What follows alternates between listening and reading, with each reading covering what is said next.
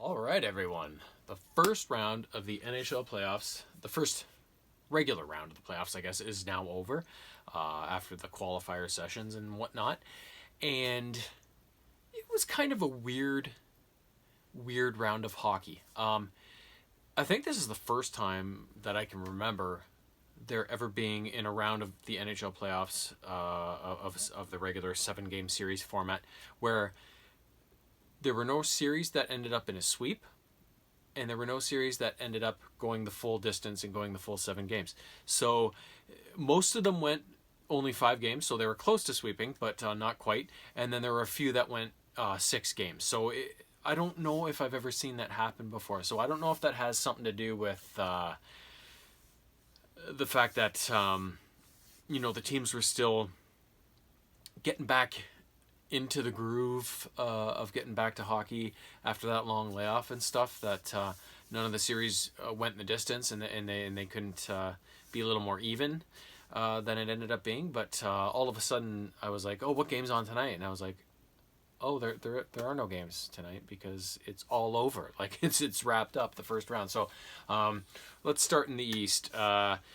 Naturally, Philadelphia versus Montreal. I hate the Flyers, but good God, I hate the Habs a lot more. So I was very much going for the Flyers, and that series went 6 games, and it was mostly close. There was a few 1-goal games in there, and but like, I may be a little biased, but I consider Montreal basically an AHL team with an all-star goalie, a premier yet aging stud defenseman, and then maybe a few decent forwards. But other than that, this is a team that I kept seeing these press briefings or whatnot where the Habs were saying, well, we're a lot better than people give us credit for. Everybody wrote us off, but we proved what we were made of. You won one round of 5 games. You didn't do anything really. And Pittsburgh shit the bed, to be honest, and you got by on the strength of your goalie. That's let's take it for what it is, And then when they got into the first game, 7-game series against the Flyers, who were a much better team, they got eliminated. Their goalie put up a good fight, but he couldn't do it for them this time. So I'm tired of all this. I'm so glad Montreal is out now, because I was tired of seeing all this shit about we're way better than the Leafs. We're way better than everybody thinks we are. No, you're not. Next up, Islanders Capitals. Islanders took that in 5 games, and most of the games weren't close. They were pretty lopsided. The Islanders had their way with the Caps for a lot of it, and I think that surprised a lot of people. But the Islanders are a hard-working, well put together team, in my opinion. And also on the flip side, I think the Caps era of dominance is over. They're lucky they won their cup a couple years ago, because I think this group as a whole are kind of on the decline. After a while, it took them a long time to win that cup with that core group they have with Ovi and Backstrom and those guys, and I think they're all kind of a team with Ovi and guys like that are always still going to be competitive, but I think they're on the decline, and they're in that period where they're kind of leading up eventually to a rebuild here. And every team goes through it. You survive on some top end talent that you get through the draft after being shitty for a while, complement it with some veterans, turn the roster over a bit when guys get a bit too expensive, replace them with younger talent to fill the gaps, and then eventually hopefully win a cup or two before you have to blow it up and restart, right? Like, that's just the era we live in now with the salary cap and the parity in the league. So I think that Caps team is on the decline now, and that kind of showed up in this series too. So good on the Islanders for winning. I thought that was a pretty good result there. Another series that I was obviously interested in for personal reasons was the Tampa Bay Lightning versus the Columbus Blue Jackets. Last year in the first round, the Jackets swept the Lightning in a first-round stunning upset victory. So, some people fall into the camp where, they would have, Leaf fans would have wanted Columbus to go all the way after beating the Leafs, and then the Leaf fans could say, well, they went and won the Stanley Cup, so no wonder we lost to them in the qualifier rounds, right? And then you have the other camp where you want them to just suffer and get bounced in the most violent, embarrassing of ways, right? I fall into that latter category. I wanted Columbus to completely suffer every possible embarrassment in that first round against Tampa. And I didn't watch many of the games because I just find both of those teams kind of boring, which is weird because Tampa's so stacked with talent, but I don't get it. I can't watch them. But that's another series that only went 5 games. But that series was close. I think all but maybe one of those games were 1-goal games, and it was it was pretty close. So Tampa, unlike the Leafs, was able to battle through the defensive efforts of the Jackets, and eventually broke through and won that in 5 games. And early, I think it must have been the first game of the series, they went to the 5th overtime period. And Tampa won it. So to start a series game 1 that way, losing, in the 5th overtime for Columbus, like that's one of those things that can just set a tone for the rest of the series, because Tampa is on cloud 9 after putting in all that, basically playing, almost 3 full games, right? 2.5 kind of games.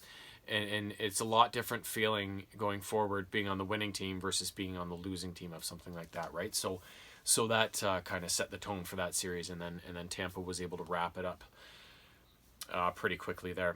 The final series in the East was the Bruins versus the Hurricanes, and obviously being a Leaf fan, I wanted the Bruins to lose so badly, but they were able to bounce the Hurricanes in 5 games. So that one was a close series, but it just didn't go the Canes' way. Svechnikov got injured partway through, and they just couldn't get it done. And they were bounced, I believe, by the Bruins last year.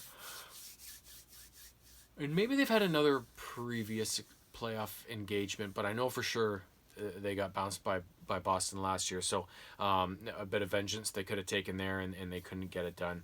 The other news in that series was that Tuukka Rask, in the middle of the series, decided to go home and leave the bubble and go back to his family, which I thought was kind of weird. Like, everybody has different priorities on things, right? But I don't know. I can't imagine being an NHL player. Your whole life has led you towards trying to win a Stanley Cup in the NHL, and here your team has a chance to do that, and he chooses to go home and leave the bubble and stuff. Like, I get it. Maybe he's got something going on with his family. Maybe he just misses them, whatever. But I don't know, to give up like that and go home, that seems, I wouldn't do it. I mean, I can't say for sure, but I wouldn't do it. And he's not getting any younger either, so, who knows when your next chance is going to be, if you get one at all, right? And, I mean, he does have one cup before, but Tim Thomas was the starting goalie in that playoff run, so it's not like Tuukka played in that run. And I know backup goalies are an important position, but you think being the starting goalie for so long now, that once Thomas was done, he'd want to try and get his crack at being the starting goalie on a playoff run, right? So I thought that was kind of, again, not judging him. I just found it kind of strange. I didn't expect anybody to go home during this, unless they got injured or whatever, right? Like, it just kind of surprised me that somebody would make that choice and stuff. So, but good on him for following his heart or doing whatever he had to do. But yeah, I couldn't believe it when I heard it. So now switching over to the Western Conference, I was kind of excited to see what the Arizona Coyotes might do. And then they got drubbed by the Avalanche in 5 games. Colorado just destroyed them. Both games, 4 and 5, were 7-1 victories for the Avalanche. They just exploded all over them. So I wasn't expecting quite a beatdown like that. I knew that the Coyotes were going to be the underdog in that series, but I didn't expect it to go quite that way. So in Colorado, they must be better than I think they are, because for a few years now, they've really been kind of a one-line team with McKinnon, Landeskog, and then Rantanen. But, that trade they got with the Leafs that brought Kadri over to be their second-line center, that's a huge add for them. And maybe they've made some other moves. I know that Cale Makar on defense, he's really been a revelation for them. So maybe they've put more pieces in place, and this could be a big year for them based on how they've played so far. So that one was probably the most lopsided series that I saw, at least in my opinion. What was next? The series I was most excited to watch was Vegas versus Chicago, because basically whoever comes out of that series is kind of who I'm going for the cup. Just like kind of that, considering the Leafs were out, the Chicago Edmonton series in the West, that was kind of the front runner who I wanted to win the West. And then once Edmonton was out and Chicago went in with Vegas, those kind of came the two teams in the West that I really wanted to win. So it's whoever came out of that. So Vegas was able to win in 5 games. The series was a lot closer than the 5 games indicated, and there were some really strong goaltending performances. Crawford had a couple really good games. Fleury had a really good game somewhere along the line, and just the skill and everything in that series. And those are also 2 very well put together teams. I think Vegas is maybe one of the most well balanced teams in the league, and now that they've beaten Chicago in 5, I'm really excited to see kind of how they move along from there. So let's see. We did Colorado, Arizona. We did Vegas, Chicago. Who are we missing? Isn't this awful? I can't even remember things anymore. Oh, Dallas, Calgary. Yes, I had a vested interest in that one because I hate Matthew Tkachuk, as you may have realized in previous videos. And this one was great because he got injured early in the series. He took a few hits in one of the games where he got bounced around a lot, and he was like wobbly coming off the ice. And I mean, I get it. You don't want anybody to get hurt. Like, you want to see rough stuff. You want to see fights. You want to see hits. But you're never out there to intentionally injure anybody or wish anybody harm. But this is one of those guys where, for me anyways, I just find him such a dirty, Weasley type of player that I actively wait for him to get hurt, and it never seems to happen. So when I saw him leave this series in game 2 or 3 or whatever it was like, yeah, finally, right? Because he's such a prick. And guys like Marchand on Boston too, like the cheap shot Weasley guys, Matt Cook, who ended Mark Savard's career, and guys like that. Anytime you see them on the opposite end of something like that, right? It's like, finally some fucking vengeance and some balance to the hockey world, some karma, right? So that was probably a big deal for the series too, because he's one of their, I hate him, but he's one of their most effective players. This series was kind of back and forth, and one team would seem to take the momentum one game, but they would lose it the next when the other team had a really good game and came back and threw a retaliatory punch, and it just kept going that way. And this one went 6 games, and in the last game, game 6, Calgary was up 3-0 in the first period, I believe it was, and it looked, 3-0 in the first. That looks like it's gonna be your night, right? It was not. Dallas scored 7 unanswered fucking goals to win the game 7-3 and end the series, and it was just like sweet music. Oh, it was so fantastic. I'm not a big fan of Calgary. I always used to like the Flames, like in the old days when they won the cup with like Al McInnes and Gary Roberts, Dougie Gilmore, Mike Vernon. Like, that was a team to be proud of, right? Joe Nieuwendyk, Theo Fleury, like Joel Otto. Like, there's so many great players. But in recent years, I don't like a lot of their players, starting with Tkachuk and then going down the line. The Gaudreau, I find him really cocky and arrogant. And I've just started to get a real hate on for the Flames. So they're kind of like one of those teams, just like with Montreal, Ottawa, Philly. Like, I actively watch for those teams to lose. And they've kind of been added to the list, the Flames. So Dallas winning that series in 6 games was a very desirable result, and I liked how that one went. The final series in the West. Wait, I'll get it. I feel like I'm on freaking Jeopardy right now. Look over here at some of my McFarlane. We have a Canuck goalie over there, Dan Cloutier. Canucks, Blues. Of course. Last year's Stanley Cup champions, the Blues. This one was a bizarre series. Vancouver, who's been playing so well and is surprising the hockey world. Maybe not surprising. We know that their rebuild has progressed a lot faster than they thought, and they are a legitimate team. But they've actually, taken it up a notch even from there. And they won the first 2 games against St. Louis, and it looked like, oh God, this is trouble for the Blues, right? St. Louis fired back with 2 wins of their own, even things up at 2, and looked like they were, getting their mojo back after that round robin tournament they played in, because they were one of the top seeds, which you don't really know coming out of that. You can't get a good gauge on how teams are going to play in the first round of the playoffs because it's just such a different feel, right? So I thought at that point then, winning those 2 games, okay, the Blues are back. They're going to be all right. But then they lost the next 2 to go down in 6 games. So they were without Tarasenko. He got injured at some point. So, and Binnington, remember when the Blues were last in the league last year come the new year, and then Binnington came up and played goal for them and was outstanding and then won them that cup. He did not look good in this series. He had some bad games, and Jake Allen came in and played really well most of the time. So, but they just couldn't get it done, unfortunately, because I don't like the Canucks. I like them better than I used to now because they've turned over a lot of the players from that last regime that I really fucking hated. So I don't mind them as much anymore, and they've got some Bo Horvat, their captain, a former London Knight, so he's fantastic. So they're starting to get to that point where they're just such a different team now than they used to be that I don't quite hate them as much as I used to. But that they should make things fairly interesting going forward here in the second round of the playoffs. So based on all of those victories shaking down, let's have a look at the matchups that will be coming our way in the second round.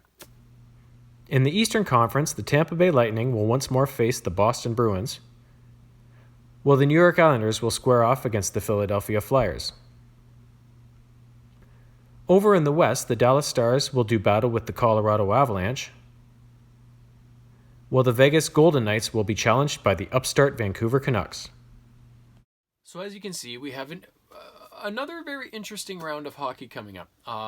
In the East, Boston and Tampa have played in the playoffs before, so they'll just kind of be renewing hostilities yet again, and we'll see how that one ends up. They're usually the top 2 seeds in whatever fucking division they're in now, out of the Atlantic or whatever, now that there's, 12 teams in each fucking division. I wish they'd go back to 3 divisions and whatnot, but so they've got a lot of, that's besides the point, don't get me started. So they've got a lot of history and previous engagements under their belt, so it'll be interesting to see what happens there. On the other side of the Eastern Conference, we have a classic Patrick Division matchup with the Flyers going up against the Islanders. So that'll be, I think, the more interesting series in the East because I don't know, Philly's just been so good this year, and they got goaltending now, which has been such their Achilles heel for so many years. But they're going up against that hard-working Islanders team that has been so good. So I expect if we have, I could foresee both of those series going the full 7 games unless we get some sort of a breakdown in the goaltending. With Rask being gone, Halak is a seasoned veteran NHL goalie, but he's obviously their backup. So if he falters, the Bruins could be in a bit of trouble because we know the Lightning are a very offensively minded team, right? So that's kind of the question mark I have for that series. And then in the other series, both goalies for those teams have been good, so I don't expect any faltering there per se. So that's just going to come down in that series, both physical teams, I think. That one's going to come down to more of a who wants it more, who's willing to pay more of a price kind of series. That's what I think there. Well, in the West, we've got Dallas and Colorado. It's a really interesting matchup.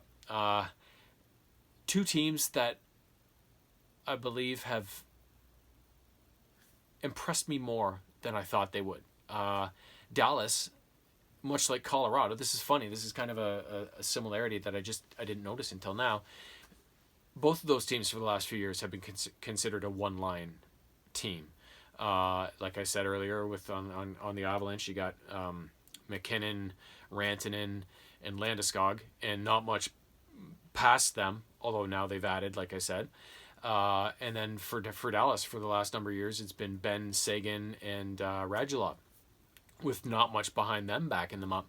But I think just like Colorado, they've put some interesting pieces in place in that time since, and have a much more depth rich team, and it's going to be a very interesting matchup, and I think a very even matchup. I think this is going to be, again, just like I saw those two series in the East could very well go 7. I think this one could go 7 as well. The only question mark on this one, again, revolves around the goaltending, but Ben Bishop for the Stars has been he's got some sort of ailment going on, I believe. So he did play some games in that Calgary series, but not all of them. So Khudobin came in and he actually played pretty well, but again, he's their backup. So if Bishop is still suffering and can't play some games in that series, I think that could be something of a deciding factor, because that top line of Colorado's is really, really good. Like, McKinnon's out of this world good, right? So so that could be a hinging point there for that series. But the one I'm interested in more is Vegas versus the Canucks. You got those surprising young rebuilding Canucks going up against kind of a more veteran. They're not more veteran. I guess they kind of more so than the Canucks, anyways. They've got a lot of you got Pacioretty. Ryan Reeves has been around, and one of the last true enforcers kind of in the game, right? Which makes them tough to play against in that aspect. So I think this is going to be...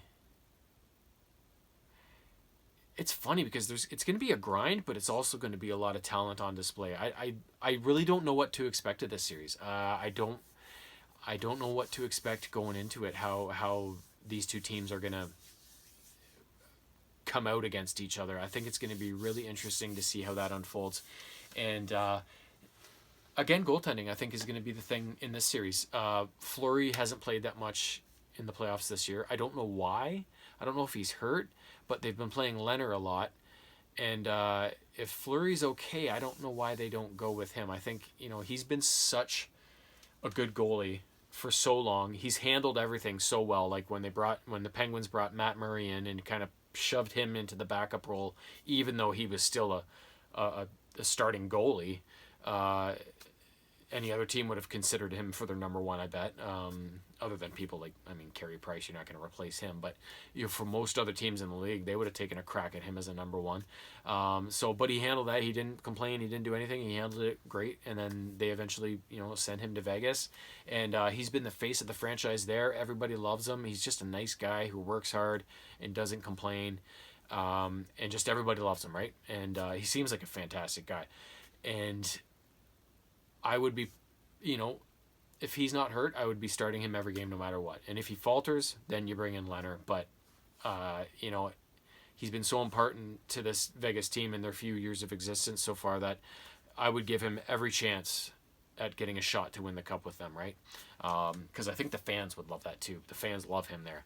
And I think that would be, that to me, that's the right thing to do. But I play by the heart, not by the figures, the money figures, and the brass yelling down at you to win the cup no matter what, sort of thing. So I'm more of a from the heart guy, and I know that not always is the best decision to make when you're the guys making calling the shots on lineups and stuff like that actually for the team, right? So, but yeah, it's going to be an interesting series, and I have no idea how many games it could go. This one I could see being a sweep or going the full 7. Like, it could be any sort of weird kind of evolution of a series there could happen, I believe. So yeah, 4 very exciting and interesting matchups going on for different reasons. But yeah, we will see soon enough the winners and the losers and who's going to go on to the conference finals after that. So some things I wanted to touch on being a Leafs fan.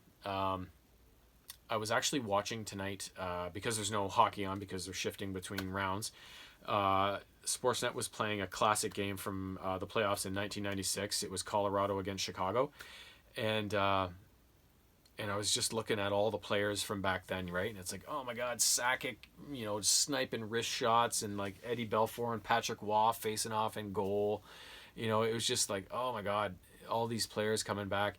And then I saw Mike Ricci for the Avalanche, battling in front of the net and doing anything he can to, shake things up and buy a goal, buy an advantage, buy anything, right?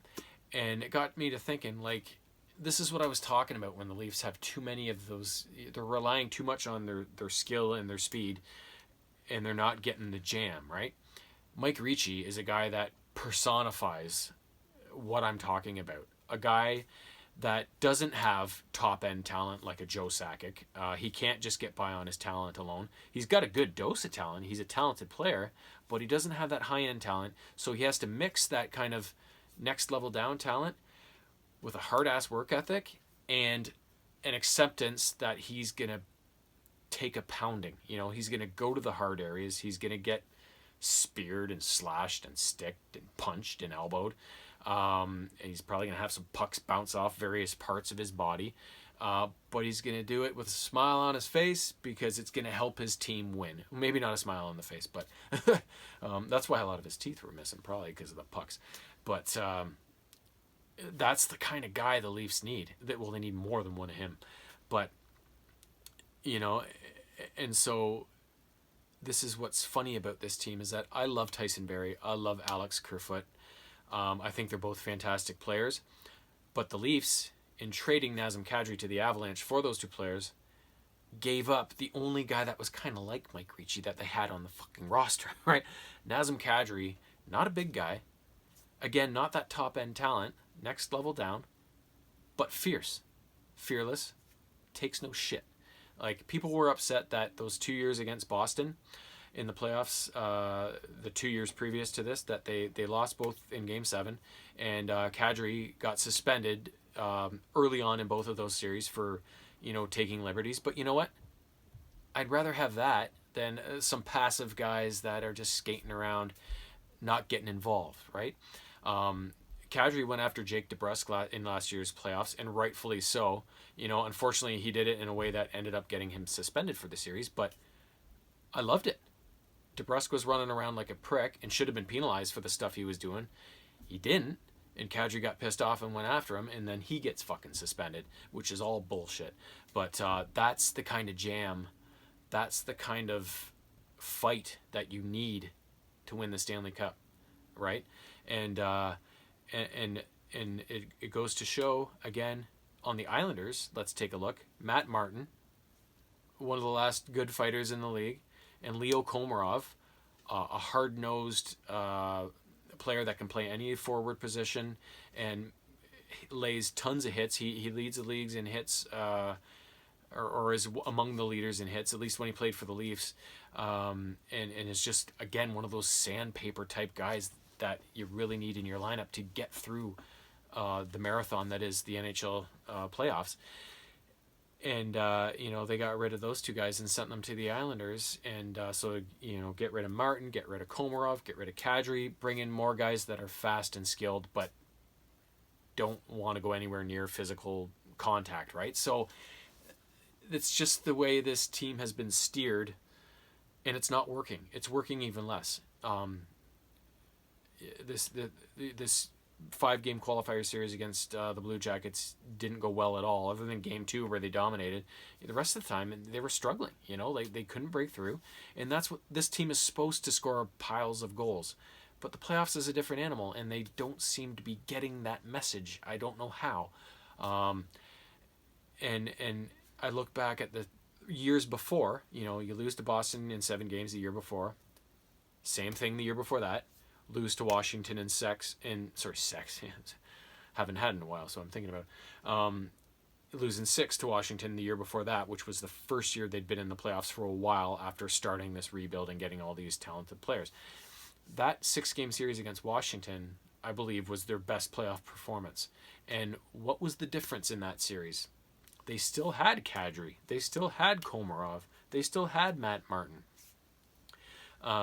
They still had Tyler Bozak, who won a Stanley Cup with St. Louis last year after the Leafs got rid of him, right? So now Bozak isn't a big guy, but he's a centerman who is a second or third line center who's awesome on faceoffs, and who, he doesn't go out throwing bombs on people, but he's also not afraid of physical contact, and he goes where he needs to go to be successful, right? So you look at the makeup of this team from the 4 years ago against Washington to now, and they've gone all in on skill and speed, and they have totally forgotten about hitting, fighting, size, and all the stuff that goes with paying the price to win a game, right? So I'm really hoping they got it this year. I'm really hoping they have figured it out, because, again, look at the Stanley Cup winner every year. They've got usually one of the higher quotient of Canadians in the league per capita on their team.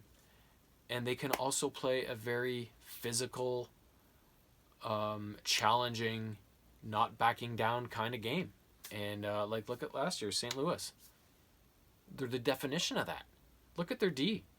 They're all big. They're all good at moving the puck, and they don't take any shit. I don't know why they're not getting it. And I don't want to blame anybody, because I know it's probably a lot harder job than, a casual fan who has nothing to do but come up with ideas and has none of the consequences to go with it.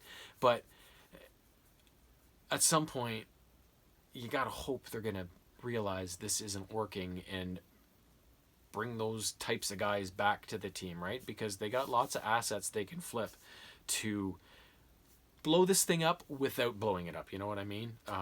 Obviously, never get rid of Matthews, never get rid of Marner, never get rid of Tavares, never get rid of Riley. After that, I think everybody's kind of fair game if you can get some sort of return that's going to help your team take that next step. That's at least my opinion. But I don't know, watching the playoffs and seeing previous Stanley Cup winners, it's just, to me, it's blatantly obvious what they need to do. Now, going about and doing it is a totally different matter, but at least to me, you know what you have to do. Just try and find a way to do it, right? And if it takes a few years longer, so be it, but just don't keep banging your head against the wall and expect it's not going to hurt the next time, right? Like... But anyways, that was just my thoughts on kind of watching that second round and factoring it in terms of Leafland and what's happened there. So maybe I'll stop thinking about it soon, but probably not. But until the next round finishes, toodaloo and happy watching.